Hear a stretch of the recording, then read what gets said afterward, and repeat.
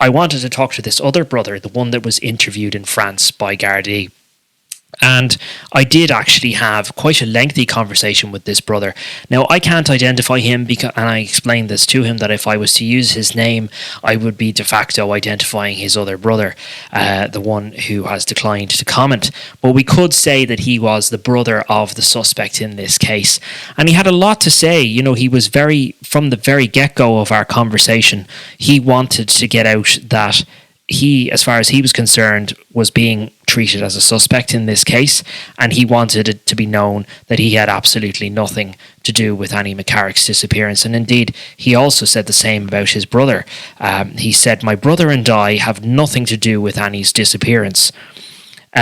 He also spoke to me about a watertight alibi. He said that he had an airtight alibi, every other kind of tight. So I would have been the first to be ruled out of the investigation, he told me, and I would have imagined that was the same as my brother. He said, "God, no, I wasn't seeing him on a regular basis then." So this is his brother he was referring to. "Sorry, I beg your pardon," he said. "That doesn't mean I wouldn't have seen him on a regular basis, but it would not be. I could go months without seeing him. His life and my life did not cross over."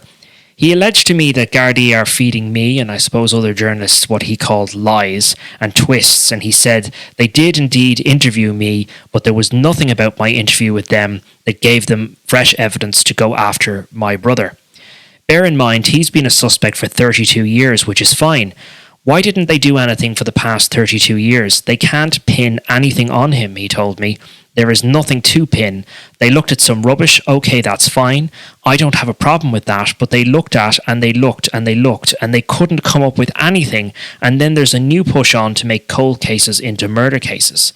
So there's a new push, he told me, and all the boys want, and by God do they want a result no matter what. It doesn't matter whether they get the guilty person. That is not their brief. They want a result. I asked him about the search of this house, and he said that it was outlandish, and he couldn't figure out how Gardaí had found a justification to spend what he says was the guts of €100,000 of the state's money on what he called a fool's errand. It was a surprise to me, and I just thought, oh God, they're wasting their time, he told me. We've nothing to do with, my brother and I have nothing to do with Annie's disappearance.